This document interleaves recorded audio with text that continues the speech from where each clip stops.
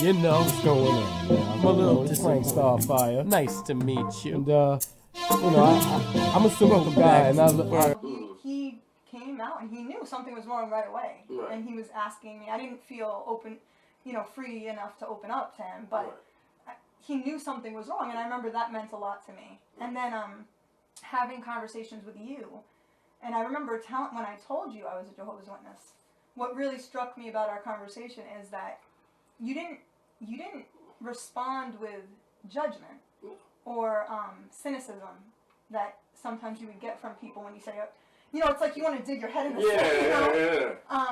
You were nice about it. You were like, oh yeah, that's cool. I think we're all gods. I think you said something like that. You said something like that. And then you started talking about like it would be nice if there was more of a matriarchy, and coming from a culture which is very misogynistic in nature. That was refreshing and a refreshing thought for me. Yeah. I just was like, that does sound nice. Not that I'm saying that it needs to be a matriarchy, but the idea that women could have a sense of power, or you know what I mean? But it is, because what I find is that the advent of religion brought about the advent of patriarchy, and we kind of been going downhill ever since. Yeah. You know what I mean? Like, you take away that nurturing aspect of what a woman is capable of, and on a mass scale, I think that's one of the most powerful things we could ever do, is just to have that and follow that lead. I don't know why we can't do that, but we're taught and trained that that women are the weaker of the species, when, I mean, let's be honest here. I want to see one dude with a penis carry a frickin' child for 9 months. I want to see you do it. And then I want to hear you bitch and moan when it comes out, because it ain't coming out your asshole, buddy. It's not coming out there. I'm sorry, I'm dying. It is an empowering experience.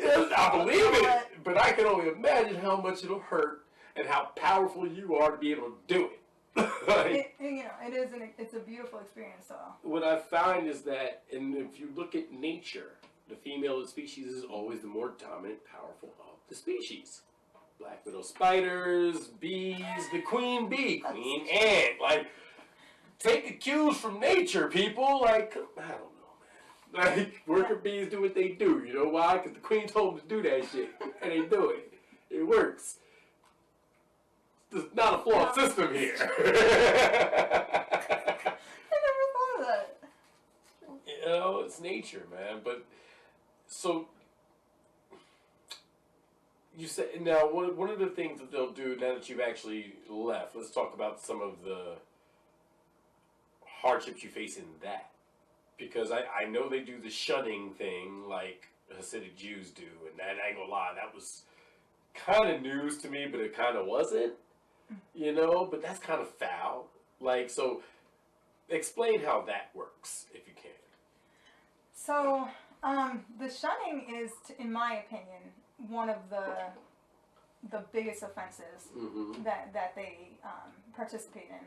I feel like that's the most detrimental thing, because not all, but a lot of people that are in through indoctrination, through family indoctrination. Right.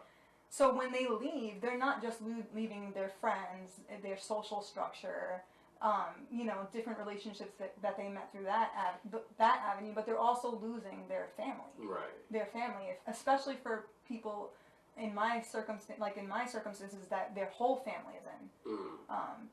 You lose everybody at once, like that. Snap of the finger. I want to ask this next question kind of delicately, I guess. Your kids are in it. You're no longer in it. What if your kids decide, we want to be like mom? You know what I'm saying? Do they have a choice? I mean, if you ask, a witness, they'll say, oh yeah, they have a choice. They have to choose whether or not they're baptized. They will always say that they have a choice. The canned answer is, yes, they have a choice, but the real is no. They don't have a choice whether or not they have to attend meetings. They'll say, oh, well, they have a choice whether or not they will get baptized. They have a choice whether or not they officially become Jehovah's Witnesses. But up until a certain point, we have to take them and stuff like that. Which, you know, to a certain degree, I understand. The thing that makes it tricky is that kids are vulnerable. Mm-hmm. Their minds are vulnerable. Mm-hmm. And so I think that's where the challenge comes in, is instilling them with enough knowledge to actually have a choice, to understand that acceptance from family is not worth the price of changing yourself completely, aligning yourself with things that you don't truly believe in. Right. It's not worth the sacrifice that you make in your life choices.